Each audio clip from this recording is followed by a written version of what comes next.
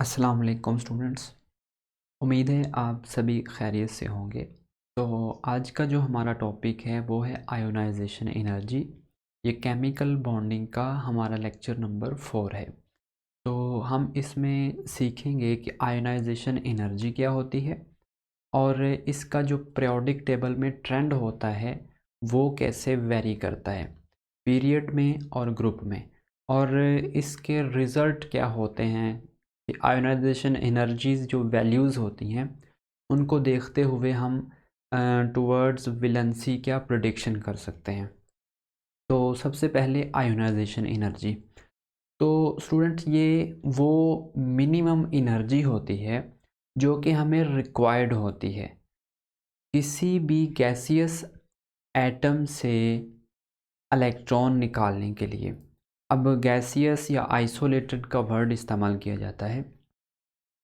Isolated इसलिए कि वो हर किस्म के इन्फ्लुएंस से हम उसको आइसोलेट कर लें, और गैसियस इसलिए कि जो हम एनर्जी बाहर से देंगे बजाय इसके कि वो पहले सॉलिड में हो या किसी और फेज़ में हो, तो उसको हम जो एनर्जी दें वो किसी और पर्पज़ में इस्तेमाल हो, वो हम एक्यूरेटली मेजर नहीं कर सकेंगे कि ये आया कि आयोनाइजेशन एनर्जी ही की वैल्यू है या कोई वो और प्रोसेस में इस्तेमाल होने वाली एनर्जी है। तो इसलिए सबसे पहले उसको गैसियस फेज़ में होना चाहिए, और गैसियस फेज़ में इसलिए होना चाहिए क्योंकि गैसियस फेज़ में जो फोर्स ऑफ अट्रैक्शन होती हैं वो बहुत ही कम होती हैं, और उस वक्त जो हम एनर्जी देंगे ना वो डायरेक्टली यूज़ होगी उस इलेक्ट्रॉन को निकालने के लिए जो कि हम कर रहे हैं। तो हम प्रिडिक्शन कर सकते हैं कि ये वैल्यू जो है आयोनाइजेशन एनर्जी की ये एक्यूरेट वैल्यू है। तो सिंपल क्या होगी कि किसी भी आइसोलेटेड गैसियस एटम से हमने निकालना है इलेक्ट्रॉन। फॉर एग्ज़ाम्पल हम लेते हैं मैग्नीशियम। अब मैग्नीशियम से अगर हम इसको गैसियस फेज़ में लेना है और इसको हमने देनी है बाहर से एनर्जी, और इससे हमने निकालना है इलेक्ट्रॉन। तो जब इलेक्ट्रॉन निकलेगा, तो जब हमें पता है कि इलेक्ट्रॉन निकलता है, लॉस ऑफ इलेक्ट्रॉन होता है, तो केटाइन की फॉर्मेशन होती है। तो ये केटाइन बन जाएगा, और जो इलेक्ट्रॉन निकला है वो ऐसे हम लिख देंगे। और उसके साथ साथ इस प्रोसेस के लिए कितनी एनर्जी इस्तेमाल हुई है उसको बोलते हैं हम आयोनाइजेशन एनर्जी। और इस मैग्नीशियम से इलेक्ट्रॉन निकालने के लिए जो एनर्जी इस्तेमाल होती है उसकी वैल्यू होती है 738 किलो जूल पर मोल। तो इस वैल्यू को हम कह सकते हैं कि आयोनाइजेशन एनर्जी है, या इसको हम एक और नाम भी दे सकते हैं, इसको हम बोलते हैं फर्स्ट आयोनाइजेशन एनर्जी। अब इसको हम फर्स्ट आयोनाइजेशन एनर्जी का नाम दे रहे हैं, इसका मतलब हुआ कि कोई और एनर्जीज भी हो सकती हैं जी। फर्स्ट आयोनाइजेशन एनर्जी हो सकती है, सेकंड आयोनाइजेशन एनर्जी हो सकती है, थर्ड आयोनाइजेशन एनर्जी हो सकती है, और इससे हायर भी हो सकती हैं। फर्स्ट आयोनाइजेशन एनर्जी वो होगी जब हम एक इलेक्ट्रॉन निकालेंगे। सेकंड आयोनाइजेशन एनर्जी होगी जब हम दूसरा इलेक्ट्रॉन निकालेंगे। थर्ड आयोनाइजेशन एनर्जी होगी जब हम तीसरा इलेक्ट्रॉन निकालने की कोशिश करेंगे। फॉर एग्ज़ाम्पल अगर यहाँ से हम सेकंड इलेक्ट्रॉन निकालते हैं, मैग्नीशियम जो केटाइन बना है उससे इलेक्ट्रॉन निकालते हैं, तो ये बन जाएगा मैग्नीशियम। दो इलेक्ट्रॉन निकले हैं तो दो पॉजिटिव चार्ज होंगे, इसमें एक ऑलरेडी है ये इलेक्ट्रॉन। तो इसको अब निकालने के लिए जो एनर्जी इस्तेमाल हुई है उसको हम सेकंड आयोनाइजेशन एनर्जी का नाम दे सकते हैं। तो वो हमारे लिए होती है 1450 किलो जूल पर मोल। तो अभी हमने चेक किया, अगर आप इन वैल्यूज़ को देखें तो यहाँ पे 738 थी और यहाँ पे 1450 हो गई है। इसका मतलब ज़्यादा एनर्जी हमें देना पड़ी है सेकंड इलेक्ट्रॉन निकालने के लिए। ये भी हम चेक भी करेंगे कि आया कि ऐसा क्यों है कि पहला निकालने के लिए थोड़ी थी तो दूसरा निकालने के लिए ज़्यादा एनर्जी लगी है, इसकी रीज़न क्या है। इसी तरह अगर हम थर्ड आयोनाइजेशन एनर्जी की बात करते हैं मैग्नीशियम से, तो मैग्नीशियम प्लस प्लस इसमें से जब इलेक्ट्रॉन निकालने की कोशिश करेंगे तो हमें जो है उसको हम बोलेंगे थर्ड आयोनाइजेशन एनर्जी, और इसकी वैल्यू होगी 30 किलो जूल पर मोल। अगर आप यहाँ पे चेक करें तो हम एक तो चीज़ चेक कर रहे हैं कि ये एंडोथर्मिक प्रोसेस है, कि चूँकि हमें एनर्जी बाहर से देना पड़ी है इलेक्ट्रॉन निकालने के लिए, इसलिए ये एक एंडोथर्मिक प्रोसेस है। एंडोथर्मिक प्रोसेस के साथ साथ ये इसमें केटायन की फॉर्मेशन होती है, केटायन फॉर्मेशन होती है मतलब कोई पॉजिटिव आयन बनता है, और हायर एनर्जीज भी होती हैं, फर्स्ट सेकंड एंड थर्ड। जब एक इलेक्ट्रॉन निकाला फर्स्ट आयोनाइजेशन एनर्जी, जब दूसरा इलेक्ट्रॉन निकालेंगे थर्ड आयोनाइजेशन एनर्जी, सेकंड, फिर third and fourth and so on. तो ये जो वैल्यूज़ आई हैं इनको देखते हुए हम जो है ना प्रेडिक्शन कर सकते हैं कि कोई जो एटम है वो कितने बॉन्ड बना सकता है, उसकी वैलेंसी के बारे में हम प्रेडिक्शन कर सकते हैं। वैलेंसी होती है capability of any atom to form a bond, कि कितने कोई चीज़ बॉन्ड बना सकती है। हमने चेक करना है कि अगर इन वैल्यूज़ में एक रीज़नेबल या कंप्रोमाइजेबल डिस्टेंस हो या फ़र्क हो, डिफरेंस हो उनमें, तो हम कहेंगे कि उसकी वैलेंसी उस हिसाब से इंक्रीज़ हो सकती है। फॉर एग्ज़ाम्पल पहला निकाला तो 738, सेकंड निकाला तो राउंड बाउंड डबल हो गई, तो इसका मतलब हुआ इसमें चांसेस हैं कि पहला बनाने के लिए अगर 738 लगी थी तो दूसरा लगाने के लिए डबल हो गई, इसका मतलब ये 2 बॉन्ड बना सकता है। अगर आप तीसरी वैल्यू को चेक करें तो तीसरी में सडन गैप है, इसको बोलते हैं हम सडन गैप। अब यहाँ पे चेक करें कि बहुत ज़्यादा बहुत बड़ा गैप आया है, कहाँ 14 था और कहाँ 7 है, 100 है, तो इसका मतलब बहुत ज़्यादा गैप आ गया है। तो अब हम कह सकते हैं कि भाई थर्ड वाला इलेक्ट्रॉन निकालने के लिए इतनी ज़्यादा एनर्जी लगी है, इसलिए ये बॉन्ड फेवरेबल नहीं है कि ये कोई और बॉन्ड भी बना सकेगा। तो अगर जो हम सक्सेसिवली इलेक्ट्रॉन्स निकाल रहे हैं वो रीज़नेबल डिस्टेंस हो, डबल होता जा रहा हो, तो हम कह सकते हैं कि वो बॉन्ड बना सकता है फर्दर भी। लेकिन अगर इतना ज़्यादा गैप आ जाए, सडन गैप आ जाए, तो हम उस वक्त बोलेंगे कि नहीं, अब इसमें मज़ीद कैपेसिटी नहीं है कि वो मज़ीद बॉन्ड बना सके। तो हम आयोनाइजेशन एनर्जी को एज ए क्वालिटेटिव मेजर, एक इंडेक्स के तौर पे इस्तेमाल कर सकते हैं, ये बताने के लिए कि कोई चीज़ कितनी वैलेंसी रखती है। अगर रीज़नेबल उनकी वैल्यूज़ में गैप आता है, जैसे यहाँ पे अगर डिफरेंस चेक करें तो 700 राउंड बाउंड है, तो हम कह सकते हैं कि ये डबल बॉन्ड 2 बॉन्ड बना सकता है। मैग्नीशियम से 2 वैलेंसी शो कर सकता है, 3 वैलेंसी क्यों नहीं शो कर सकता? कि यहाँ पे बहुत ज़्यादा गैप आया है, इतनी एनर्जी देने के बाद वो उसने इलेक्ट्रॉन लूज़ किया है। एक और चीज़ यहाँ पे हम बता सकते हैं कि जिनकी आयोनाइजेशन एनर्जी लो होगी वो मेटल होंगी, जिनकी आयोनाइजेशन एनर्जी वैल्यूज़ बहुत लो होती हैं वो अच्छी मेटल होती हैं। मतलब मेटल हम बोलते हैं ना कि मेटालिक करैक्टर किसी का, इलेक्ट्रिसिटी को कंडक्ट करने का जो करैक्टर है किसी का, तो सिंपल सी बात है कि थोड़ी सी एनर्जी से ही अगर इलेक्ट्रॉन निकल जाता है तो इसका मतलब हुआ कि वो अच्छा कंडक्टर है, अच्छी मेटल है। और अगर ज़्यादा एनर्जी देने से निकलता है तो हम कहेंगे कि वो बैड कंडक्टर है, वो स्टेबल रहना चाहता है, उससे इलेक्ट्रॉन इजीली नहीं निकल पा रहा, तो इसलिए ज़ाहिर है इलेक्ट्रॉन नहीं निकलेंगे तो वो इलेक्ट्रिसिटी का फ़्लो जो होता है वो चार्जेस को ही फ़्लो होता है, जिसको हम इलेक्ट्रिसिटी का नाम देते हैं।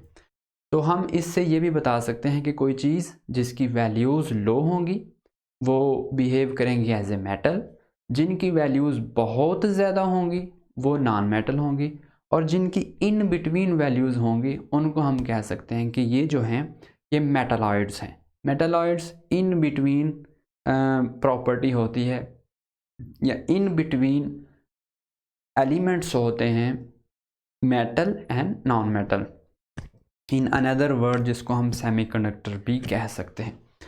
तो ये इसका इस्तेमाल है आयोनाइजेशन एनर्जी का। अब हम चेक करेंगे इसका पीरियोडिक टेबल में जो ट्रेंड है। देखें पीरियोडिक टेबल में जो ट्रेंड की अगर हम बात करते हैं तो लेट्स से हम डिफरेंट फैक्टर्स हैं, ये 4 फैक्टर्स लिखे हुए हैं मैंने, ये वाले, इनको वन बाय वन हम डिस्कस करेंगे। इन 4 फैक्टर्स को डिस्कस करने के बाद हम इनका पीरियोडिक ट्रेंड देखेंगे और ग्रुप में इनका पीरियड में और ग्रुप में इनका ट्रेंड चेक करेंगे। फॉर एग्जांपल ये जो फैक्टर है एटॉमिक रेडियस का, अगर हम बात करते हैं एटॉमिक रेडियस की, तो जितना किसी चीज़ का साइज़ बड़ा होगा ना, ज़ाहिर सी बात है जो न्यूक्लियस होता है एटम का वो सेंटर में होता है, तो जितना बड़ा साइज़ होगा इलेक्ट्रॉन बाहर वाले उससे उतना ही दूर होंगे। इसका मतलब हुआ कि distance between the nucleus and electron, that electron outer most electron, इनके दरमियान डिस्टेंस कम हो गया है, सॉरी डिस्टेंस बहुत ज़्यादा बढ़ गया है, तो हमें बहुत ही कम एनर्जी जो है ना वो देनी पड़ेगी। इसका मतलब हुआ कि साइज़ बढ़ेगा तो आयोनाइजेशन एनर्जी जो होगी वो कम होगी। तो इसका मतलब हुआ कि आयोनाइजेशन एनर्जी के साथ जो एटॉमिक रेडियस है उसका आयोनाइजेशन एनर्जी के साथ इनवर्स रिलेशन है। अगर साइज़ बढ़ता है तो आयोनाइजेशन एनर्जी वैल्यू बहुत ही कम आएगी, ये वाली जो हमें रिक्वायर्ड है। सेकंड चीज़ न्यूक्लियर चार्ज, अगर किसी न्यूक्लियस का चार्ज बढ़ रहा हो तो इसका मतलब हुआ कि उस न्यूक्लियस की पावर इंक्रीज़ हो रही है। जब पावर इंक्रीज़ होती है तो वो जो आउटर इलेक्ट्रॉन्स होते हैं उनको वो स्ट्रांगली अपनी तरफ खींच के रखता है। तो इसका मतलब हुआ कि उस न्यूक्लियस से इलेक्ट्रॉन को रिलीज़ करवाना डिफ़िकल्ट होगा। तो इसका मतलब हुआ कि न्यूक्लियर चार्ज जितना ज़्यादा होगा आयोनाइजेशन एनर्जी वैल्यू उतनी ही आएगी। इसका मतलब हुआ कि इसके साथ इसका डायरेक्ट रिलेशन है, जितना न्यूक्लियर चार्ज ज़्यादा होगा उतनी आयोनाइजेशन एनर्जी वैल्यू ज़्यादा आएगी। इसका मतलब हमें बाहर से बहुत ज़्यादा एनर्जी जो है वो प्रोवाइड करना पड़ेगी to remove the electrons. Nuclear charge ज़्यादा हुआ तो हमें आयोनाइजेशन एनर्जी वैल्यू ज़्यादा मिलेगी। उसकी रीज़न ये है कि distance between the nucleus and electron decrease करता है, न्यूक्लियस की पावर इंक्रीज़ होती है, और न्यूक्लियर चार्ज क्यों बढ़ता है? Due to the increase in proton number. ठीक है, उसके बाद थर्ड वाला है शील्डिंग इफ़ेक्ट। अगर शील्डिंग इफ़ेक्ट जितना ज़्यादा होगा आयोनाइजेशन एनर्जी वैल्यू उतनी ही कम आएगी। हमने शील्डिंग इफ़ेक्ट में डिस्कस किया था कि शील्डिंग इफ़ेक्ट क्या होता है। जो इनर इलेक्ट्रॉन्स होते हैं न्यूक्लियस और आउटर मोस्ट इलेक्ट्रॉन्स के दरमियान में जो इंटरवीनिंग इलेक्ट्रॉन्स होते हैं वो जो एक्चुअल में न्यूक्लियस ने अट्रैक्शन लगाना होता है बाहर वाले इलेक्ट्रॉन्स के ऊपर, वो नहीं लगा पाता। और जब वो एक्चुअल नहीं लगा पाता तो वो जो बाहर वाले इलेक्ट्रॉन्स हैं वो न्यूक्लियस की पुल से दूर होते हैं और उनके ऊपर न्यूक्लियस की फोर्स जो होती है वो कम लगती है, इसलिए बाहर से इलेक्ट्रॉन्स निकालना बहुत इजी होता है। तो इसका मतलब हुआ कि अगर शील्डिंग इफ़ेक्ट बढ़ता है तो आयोनाइजेशन वैल्यू जो होगी वो बहुत ही कम आएगी। इसके साथ भी इसका इन्वर्स रिलेशन होगा। इसका मतलब हुआ कि शील्डिंग इफ़ेक्ट अगर इंक्रीज़ होगा तो आयोनाइजेशन वैल्यू बहुत कम आएगी।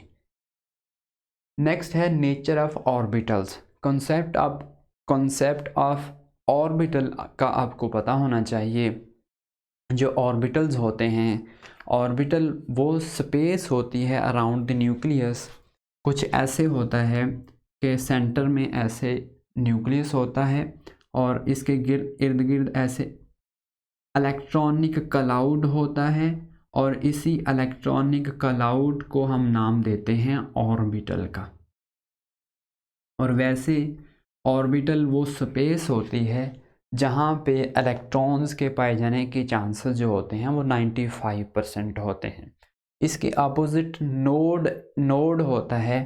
नोड की डेफिनेशन ये होती है कि वो स्पेस जहाँ पे probability of finding electrons zero हो, जहाँ पे इलेक्ट्रॉन्स के पाए जाने के चांसेस ज़ीरो हों उसको नोड बोलेंगे, और जहाँ पे मैक्सिमम हो मतलब 95% हो तो उसको हम बोलेंगे ऑर्बिटल। और ऑर्बिटल जो होते हैं डिफरेंट टाइप्स के होते हैं। सिंपल s ऑर्बिटल होता है, p ऑर्बिटल होता है, d ऑर्बिटल होता है और f ऑर्बिटल होता है। ये हम 4 किस्म के ऑर्बिटल पढ़ते हैं। जो s होता है ये स्फेरिकल होता है, p जो होता है ये डंबल शेप का होता है, d जो होता है डबल डंबल का होता है और f का शेप अभी तक डिटरमिन नहीं है, मतलब कोई कॉम्प्लेक्स स्ट्रक्चर होगा इसका। तो ये वाले S P D F हैं। और जो सबसे ज़्यादा करीब होता है न्यूक्लियस के वो S होता है और उससे दूर P होता है, फिर D होता है, फिर F होता है। तो हम इस तरीके से लिख सकते हैं, ये ज़्यादा करीब, ये उससे और ये उससे। अब यहाँ से हम जो है ना अपना रिज़ल्ट निकाल सकते हैं कि जो न्यूक्लियस के करीब है उस जो शेल न्यूक्लियस के करीब है और उस शेल में जो इलेक्ट्रॉन हैं वो न्यूक्लियस के बहुत करीब हैं। और इसका मतलब हुआ कि वो न्यूक्लियस के करीब हैं तो न्यूक्लियस का उनके ऊपर अच्छा खासा असर होगा। और हम अगर इलेक्ट्रॉन निकालना चाहते हैं तो बहुत ज़्यादा डिफ़िकल्ट होगा। इसका मतलब हुआ कि बहुत ज़्यादा एनर्जी रिक्वायर्ड है हमें अगर S से इलेक्ट्रॉन निकालना है। S ऑर्बिटल से अगर हम इलेक्ट्रॉन निकालना चाहते हैं तो हमें बहुत ज़्यादा हायर एनर्जी देना पड़ेगी। और अगर हम P से निकालना चाहते हैं तो P थोड़ा सा दूर है न्यूक्लियस से, तो इससे इजी होगा, इससे और इजी होगा, इससे और इजी होगा। तो इस तरीके से आप लिख सकते हैं कि जो सबशेल या ऑर्बिटल जितना न्यूक्लियस के पास होगा उसकी आयोनाइजेशन वैल्यू उतनी ही ज़्यादा आएगी, क्योंकि वहाँ से इलेक्ट्रॉन न्यूक्लियस की पकड़ से अगर हम छुड़वाना चाहते हैं तो बहुत ज़्यादा एनर्जी हमें देना पड़ेगी। तो जो 4 वाला फैक्टर है वो ये है कि न्यूक्लियस के करीब वाले शेल से हम अगर इलेक्ट्रॉन निकालना चाहते हैं तो आयोनाइजेशन एनर्जीज वैल्यूज़ जो होंगी वो ज़्यादा आएंगे। उसके बाद ये बात होगी फैक्टर्स की। अब हम थोड़ी बात करते हैं इनकी ट्रेंड की। फॉर एग्ज़ाम्पल हम पीरियड में बात करते हैं। पीरियड में अगर हम बात करते हैं तो हमें पता है कि लेफ़्ट टू राइट जाने से, पीरियड में लेफ़्ट टू राइट जाने से साइज़ बढ़ता है। लेफ़्ट टू राइट जाने से साइज़ जो होता है एटम का वो डिक्रीज़ करता है। लेफ़्ट टू राइट जाने से साइज़ जो होता है वो डिक्रीज़ करता है। अगर साइज़ डिक्रीज़ करता है, न्यूक्लियर चार्ज बढ़ता है। हमने ये फैक्टर एटॉमिक रेडियस में भी डिस्कस किए थे कि जब हम लेफ़्ट टू राइट जाते हैं एटम का साइज़ डिक्रीज़ होता है, एटॉमिक नंबर इंक्रीज़ करता है, प्रोटॉन नंबर भी इंक्रीज़ करता है, नंबर ऑफ़ शेल सेम रहता है और उसी शेल में इनकमिंग इलेक्ट्रॉन्स आते जाते हैं। तो जो फोर्स ऑफ अट्रैक्शन है between the nucleus and the outer most electrons वो बढ़ता जाता है, अट्रैक्शन बढ़ता है। यहाँ पे लिख लें जी, न्यूक्लियर चार्ज बढ़ता है, न्यूक्लियर चार्ज बढ़ता है, उसके साथ साथ प्रोटॉन इंक्रीज होते हैं, नंबर ऑफ शेल सेम रहते हैं, और अट्रैक्शन जो होता है न्यूक्लियस और इलेक्ट्रॉन्स के दरमियान वो बढ़ता है। तो इस वजह से जो साइज़ है वो कम होता जाता है। साइज़ कम होता है तो साइज़ कम होने की वजह से वहाँ से इलेक्ट्रॉन निकालना जो होता है वो डिफ़िकल्ट हो जाता है, और इसी वजह से हम बोलते हैं कि जब लेफ़्ट टू राइट जाएंगे तो आयोनाइजेशन एनर्जीज़ की जो वैल्यूज़ होंगी वो इंक्रीज़ करती जाएंगी। और यहाँ पे एक्सेप्शनल केस हैं दो, एक जो है बरीलियम है, बरीलियम की ज़्यादा आयोनाइजेशन वैल्यू आएगी एज़ कंपेयर टू बोरॉन, और दूसरे केस में ऑक्सीजन की ज़्यादा वैल्यू आएगी एज़ कंपेयर टू नाइट्रोजन। चूँकि आप लेफ़्ट टू राइट जा रहे हैं तो बरीलियम के बाद बोरॉन आता है। हमने कहा कि पीरियड में जाने से आयोनाइजेशन एनर्जी वैल्यू जो होती है वो इंक्रीज़ करती है, लेकिन ये जो दो केस हैं ये एक्सेप्शन हैं। वो इस लिहाज से हैं कि लेफ़्ट टू राइट जाते हुए तो बोरॉन आता है तो बोरॉन की ज़्यादा होनी चाहिए, लेकिन बरीलियम की ज़्यादा होती है। बरीलियम सेकंड ग्रुप का मेंबर है और इसकी कॉन्फ़िगरेशन होती है 1s2, आई थिंक 2s2 इसकी कॉन्फ़िगरेशन होती है 2s2। तो जो s ऑर्बिटल है वो कम्प्लीटली फिल है। जो कम्प्लीटली फिल होता है वो स्टेबल कंसिडर की जाती है चीज़, और वहाँ से इलेक्ट्रॉन निकालना डिफ़िकल्ट है एज़ कंपेयर टू बोरॉन। और इसी तरह ऑक्सीजन और नाइट्रोजन का केस है। अगर आप लेफ़्ट टू राइट जाते हैं तो ऑक्सीजन जो है उसका ज़्यादा होना चाहिए, ये हम रिवर्स कर गए हैं। नाइट्रोजन का ज़्यादा होता है ऑक्सीजन से। लेफ़्ट टू राइट जाएंगे तो ऑक्सीजन का ज़्यादा होने चाहिए ना वैसे जनरल, लेकिन एक्सेप्शन है कि नाइट्रोजन का ज़्यादा होता है, आयोनाइजेशन एनर्जी वैल्यू ज़्यादा होती है। उसकी रीज़न ये है कि जब इसकी हम कॉन्फ़िगरेशन लिखते हैं, नाइट्रोजन की कॉन्फ़िगरेशन लिखते हैं, तो नाइट्रोजन का एटॉमिक नंबर होता है 7। कॉन्फ़िगरेशन लिखें 1s2 2s2 2p3। तो ये जो p ऑर्बिटल है ये हाफ फिल्ड है, और हाफ फिल्ड जो होता है वो कंसीडर किया जाता है कि वो ज़्यादा स्टेबल होता है as compare to oxygen. Oxygen की कॉन्फ़िगरेशन लिखें तो एटॉमिक नंबर 8, तो इसकी कॉन्फ़िगरेशन 1s2 2s2 2p4। और अगर हम P की बात करते हैं तो P में फर्दर आगे 3 सब शेल होते हैं। अगर इसके हम ड्रा करने की कोशिश करते हैं तो होता है Px, ये होता है Py, इसी तरह Pz। एक एक इलेक्ट्रॉन तीनों में आ जाएगा, सिंगली फिल्ड हैं, इजीली रिलैक्स होके बैठे रहेंगे, स्टेबल कंसीडर होंगे। अगर हम इधर बात करते हैं तो P में Px, Py, Pz, तो अगर हम यहाँ पे फिल करते हैं 1 2 3 एंड 4, तो इसका मतलब हुआ कि ये जो हैं P का जो एक सब शेल है वो फिल है, मतलब उनमें 2 इलेक्ट्रॉन हैं, और इलेक्ट्रॉन के दरमियान रिपल्शन होता है, और वहाँ से इलेक्ट्रॉन को निकालना इजी होता है क्योंकि वो ऑलरेडी गड़बड़ में हैं। तो यहाँ तीनों के तीनों सिंगल हैं, हाफ फिल्ड हैं p ऑर्बिटल, और ये स्टेबल कंसीडर किया जाता है। p में मैक्सिमम 6 की एबिलिटी होती है और 3 हैं, तो इसका मतलब हुआ कि ये किसी हद तक स्टेबल चीज़ है।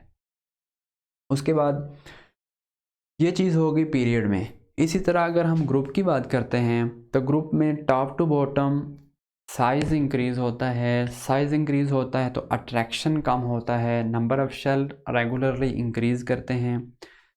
जैसे जैसे नीचे को आते हैं top to bottom number of shell increase होते हैं। यू नो कि पीरियड नंबर जो बताता है ना हमें, वो बताता है नंबर ऑफ़ शेल के बारे में। जैसे जैसे नीचे को आएंगे नंबर ऑफ़ शेल इंक्रीज़ होगा, नंबर ऑफ़ शेल इंक्रीज़ होगा, प्रोटॉन भी इंक्रीज़ हो रहा है और इलेक्ट्रॉन और न्यूक्लियस के दरमियान का जो डिस्टेंस है वो बहुत ज़्यादा बढ़ता जा रहा है और बढ़ता जा रहा है, बढ़ता जा रहा है। और उसी वजह से फिर जो वैल्यूज़ होंगी आयोनाइजेशन एनर्जी की वो बहुत कम आएंगी। क्यों? कि बहुत इजी होगा ना कि हम इलेक्ट्रॉन को न्यूक्लियस के शिकंजे से आज़ाद करवा लें जस्ट थोड़ी सी एनर्जी देके। तो ये है ओवरऑल ओवरव्यू एक आयोनाइजेशन एनर्जी का। ये एनर्जी होती है इलेक्ट्रॉन निकालने के लिए from isolated and gaseous atom, और ये डिपेंड करती है डिफरेंट फैक्टर्स के ऊपर, जिसमें एटॉमिक रेडियस है, न्यूक्लियर चार्ज है, शेडिंग इफ़ेक्ट है और नेचर ऑफ ऑर्बिटल्स है।